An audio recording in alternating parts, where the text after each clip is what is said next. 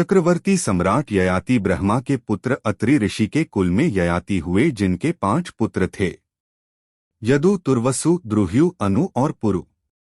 ययाति के बाद इन 5 ने संपूर्ण धरती पर राज किया और अपने कुल का दूर दूर तक विस्तार किया। आगे चलकर ये ही वंश यादव, तुर्वसु, द्रुह्यु, आनव और पौरव कहलाए। ऋग्वेद में इन्हीं को पंचकृष्टय कहा गया है। ययाति के पुत्र यदु से यदु कुल चला। यदु खुद एक प्रतापी और चक्रवर्ती सम्राट थे। ययाति के दूसरे पुत्र पौरव से पौरव कुल चला, जिसमें कई प्रतापी राजा हुए। परीक्षित और जन्मेजय पौरव कुल से ही थे। राजा हरिश्चंद्र, अयोध्या के राजा हरिश्चंद्र बहुत ही सत्यवादी और धर्मपरायण राजा थे। वे अपने सत्य धर्म का पालन करने और वचनों को निभाने के लिए राजपाट छोड़कर पत्नी और बच्चे के साथ जंगल चले गए, और वहां भी उन्होंने विषम परिस्थितियों में भी धर्म का पालन किया। ऋषि विश्वामित्र द्वारा राजा हरिश्चंद्र के धर्म की परीक्षा लेने के लिए उनसे दान में उनका संपूर्ण राज्य मांग लिया गया था। राजा हरिश्चंद्र भी अपने वचनों के पालन के लिए विश्वामित्र को संपूर्ण राज्य सौंपकर जंगल में चले गए। दान में राज्य मांगने के बाद भी विश्वामित्र ने उनका पीछा नहीं छोड़ा और उनसे दक्षिणा भी मांगने लगे। इस पर हरिश्चंद्र ने अपनी पत्नी, बच्चों सहित स्वयं को बेचने का निश्चय किया और वे काशी चले गए, जहां पत्नी व बच्चों को एक ब्राह्मण को बेचा व स्वयं को चांडाल के यहाँ बेचकर मुनि की दक्षिणा पूरी की। हरिश्चंद्र श्मशान में कर वसूली का काम करने लगे। इसी बीच पुत्र रोहित की सर्पदंश से मौत हो जाती है। पत्नी श्मशान पहुंचती है, जहां कर चुकाने के लिए उसके पास एक फूटी कौड़ी भी नहीं रहती। हरिश्चंद्र अपने धर्म पालन करते हुए कर की मांग करते हैं। इस विषम परिस्थिति में भी राजा का धर्मपथ नहीं डगमगाया।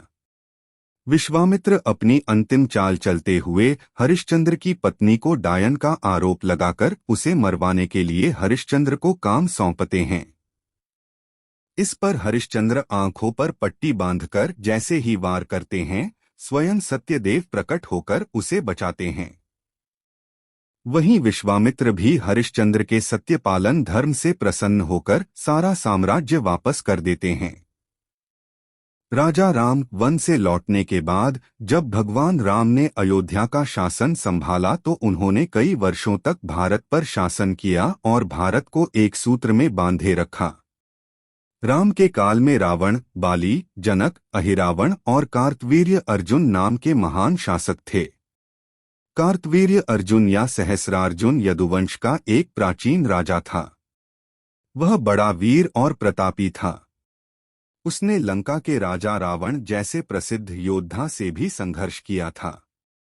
कार्तवीर्य अर्जुन के राज्य का विस्तार नर्मदा नदी से हिमालय तक था, जिसमें यमुना तट का प्रदेश भी सम्मिलित था। कार्तवीर्य अर्जुन के वंशज कालांतर में है वंशी कहलाए, जिनकी राजधानी माहिष्मती, महेश्वर थी। इन हैद्यों से ही परशुराम का 21 बार युद्ध हुआ था। अगले पन्ने पर छठे चक्रवर्ती योद्धा राजा सुदास सम्राट भरत के समय में राजा हस्ती हुए, जिन्होंने अपनी राजधानी हस्तिनापुर बनाई। राजा हस्ती के पुत्र अजमीर को पंचाल का राजा कहा गया है। राजा अजमेर के वंशज राजा संवरण जब हस्तिनापुर के राजा थे तो पंचाल में उनके समकालीन राजा सुदास का शासन था। राजा सुदास का संवरण से युद्ध हुआ, जिसे कुछ विद्वान ऋग्वेद में वर्णित दाशराज्य युद्ध से जानते हैं। राजा सुदास के समय पंचाल राज्य का विस्तार हुआ। राजा सुदास के बाद संवरण के पुत्र कुरु ने शक्ति बढ़ाकर पंचाल राज्य को अपने अधीन कर लिया। तभी यह राज्य संयुक्त रूप से कुरु पंचाल कहलाया, परंतु कुछ समय बाद ही पंचाल पुनः स्वतंत्र हो गया। राजा कुरु के नाम पर ही सरस्वती नदी के निकट का राज्य कुरुक्षेत्र कहा गया। माना जाता है कि पंचाल राजा सुदास के समय में भीम सातवत यादव का बेटा अंधक भी राजा था। इस अंधक के बारे में पता चलता है कि शूरसेन राज्य के समकालीन राज्य का स्वामी था। दसराज्य युद्ध में यह भी सुदास से हार गया था। कुरु वैदिक साहित्य में उल्लिखित एक प्रसिद्ध चंद्रवंशी राजा था। कुरु के पिता का नाम संवरण तथा माता का नाम तप्ती था। शुभांगी तथा वाहिनी नामक इनकी 2 स्त्रियां थीं। वाहिनी के 5 पुत्र हुए, जिनमें कनिष्ठ का नाम जन्मेजय था, जिसके वंशज धृतराष्ट्र और पांडु हुए। सामान्यत धृतराष्ट्र की संतान को ही कौरव संज्ञा दी जाती है, पर कुरु के वंशज कौरव पांडव दोनों ही थे। पपंचसूदनी नामक ग्रंथ में वर्णित अनुश्रुति के अनुसार इलावंशीय कौरव मूल रूप से हिमालय के उत्तर में स्थित प्रदेश या उत्तर कुरु के रहने वाले थे। कालांतर में उनके भारत में आकर बस जाने के कारण उनका नया निवास स्थान भी कुरु देश ही कहलाने लगा। राजा भरत, पुरुवंश के राजा दुष्यंत और शकुंतला के पुत्र भरत की गणना महाभारत में वर्णित 16 सर्वश्रेष्ठ राजाओं में होती है। राजा भरत को सर्वदमन भी कहा जाता था, क्योंकि उन्होंने बचपन में ही बड़े बड़े राक्षसों, दानवों और सिंहों का दमन किया था। सम्राट भरत का शासन संपूर्ण भारतीय उपमहाद्वीप पर था।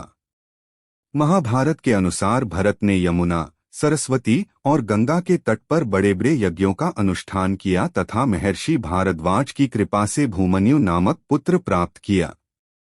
भरत के देहावसान के बाद उसने अपने पुत्र वितत को राज्य का भार सौंप दिया और स्वयं वन में चला गया।